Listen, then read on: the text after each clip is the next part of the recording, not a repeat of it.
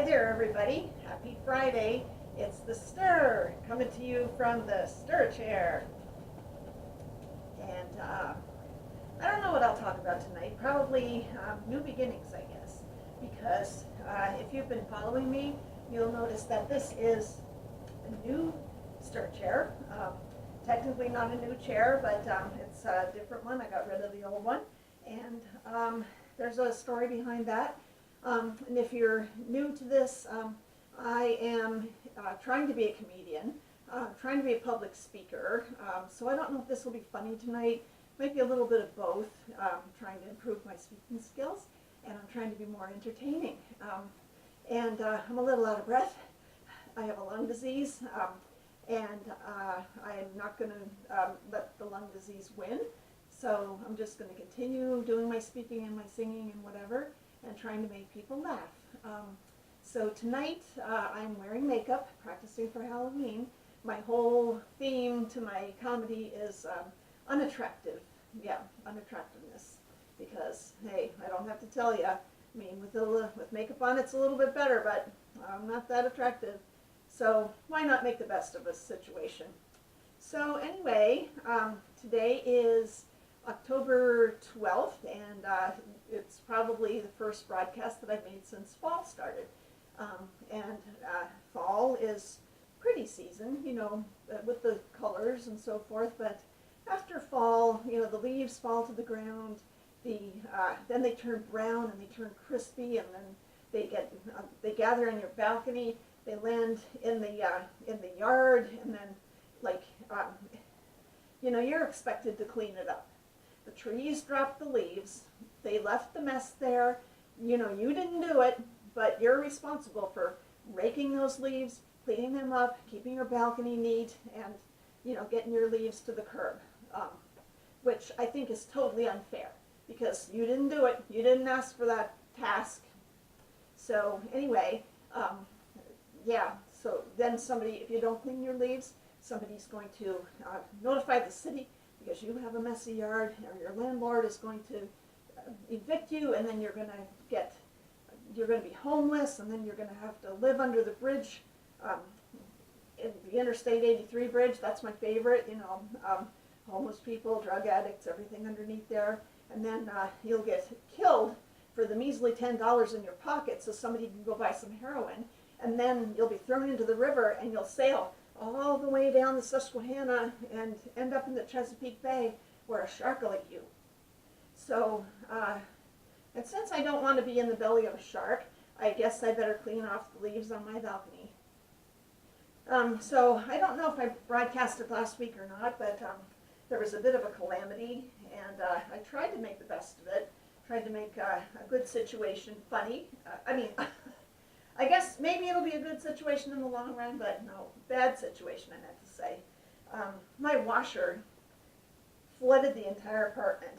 I kid you not. I mean, I put the laundry in. I came home from the shittiest night at work and went to clean my uniforms. I went in the bathroom, brushed my teeth, hit go on the washer, came out here to feed this guy. And then it wasn't even 5 minutes later, I went back in there for something, and I was ankle deep in water. And it was all over like in the carpet, downstairs. The downstairs neighbor got flooded. Now I'm on her shit list. And it was like the leaves falling from the trees. I mean, like, that was not my fault. I mean, I did not create that mess. You know, I create a lot of messes, which are my responsibility, but damn, I'm not responsible for that ancient freaking hose that they had. But anyway, that's besides the point. They came in here and they decided that I have too much stuff, like a hoarder, and they want me to get rid of half my stuff or else I'll be in trouble. So that's all I'm going to say about that. And so I was down in the fetal position crying over the prospect of being homeless, and you know, what am I going to do? Oh my God, I'm going to die. It's terrible. It's terrible. So in the middle of my broadcast, I ended up on the floor just sobbing like a baby. So maybe someday I'll post that, but not right now. So new beginnings. Back to new beginnings. I'm practicing for Halloween with the makeup, but you know, when you're unattractive, sometimes you don't need to wear makeup because you can scare small children naturally. So it's just an effort to look nice. I got a brand new tattoo, which Aslan is going to prevent you from seeing, of a dragonfly, and I hope my sock is clean. Yep, and that tattoo is so itchy. Oh my God. Like, people told me tattoos would be itchy before I got these on my arms. These were nothing. I mean, like, holy cow. This thing is like having a Brillo pad and fire ants and poison ivy all at the same time. It's like, and it's all you can do to, like, not scratch it. You know, you go down and you pat it like that, and you try to put, like, cold stuff on it and stuff. It's just, wow.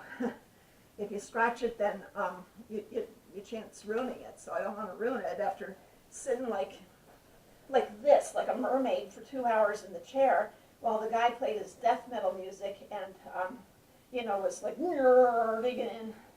And I have to thank God, all those people with tattoos on their back, I can't imagine being face down for like 2 or 3 hours, with the guy digging, and like you can't get back there. You're gripping the rails and whatever else, and then you go home and you can't.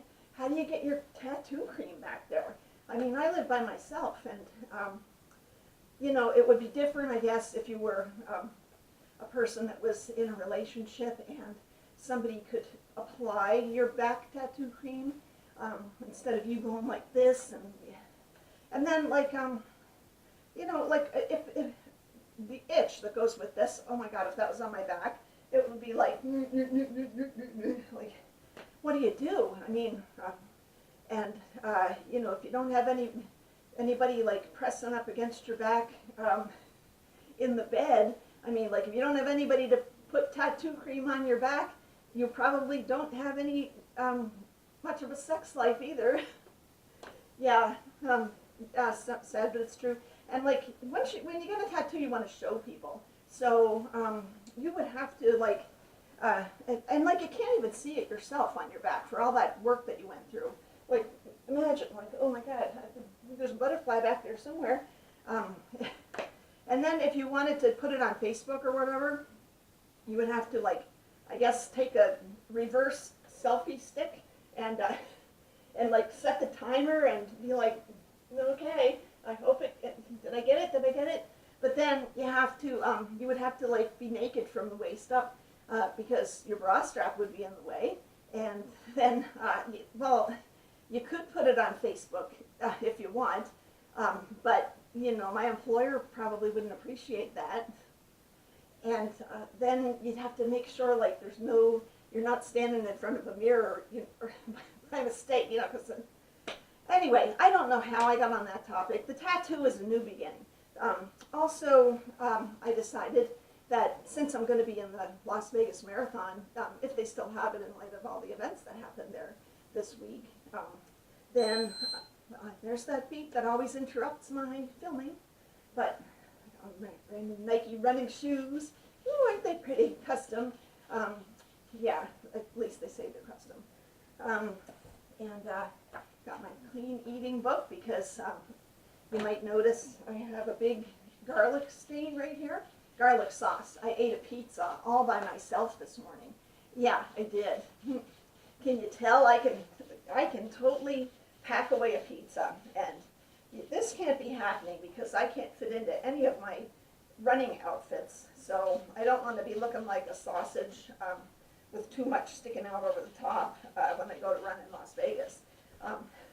And I have nothing to train in because even if I'm skinny enough to wear it by then, I'm not skinny enough to wear it now. So I guess I still have to run at night.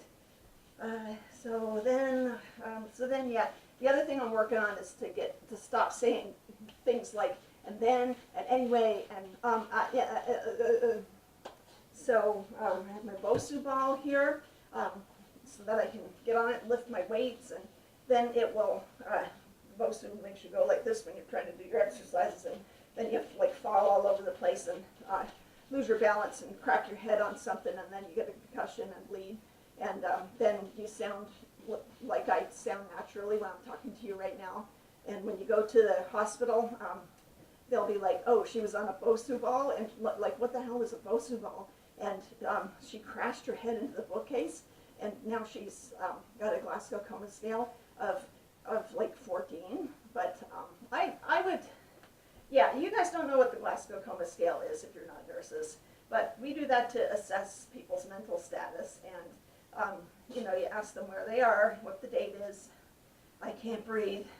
That's not part of the scale, and who the president is. Yeah, I don't know. I would not probably pass the Glasgow Coma scale because, like I said, happy Friday, and it's not Friday. I was going to say it's Tuesday, but it's actually Wednesday, so I don't know what the hell day it is. But I would score a 14 for that, and I can't remember half of what I told you because this is take number 18, and I don't know if I'm telling the same jokes over and over again on the same film, or did I do it on a previous take? So that might not be funny, and I guess I'm going to end this session because I'm doing this off the cuff, and the cuff is empty. So anyway, I hope this wasn't enough to scare you away from my channel, because it wasn't that great. When I came up with the tattoo itch idea, that was the title of this, that I was laughing to kill myself at my own jokes, but it just doesn't feel funny right now. I hope you think it's funny, and I know I look like an idiot, like a 50-year-old, middle-aged, overweight person at 3:30 in the morning, which is the time right now, who is not in bed with a partner, and who's like just by herself sitting in a chair, making videos to pass her time. That's the life of an unattractive person.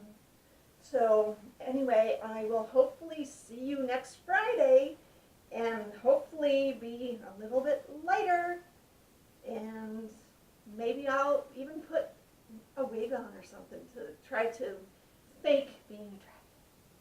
And have a good week, be happy, and I will see you next week.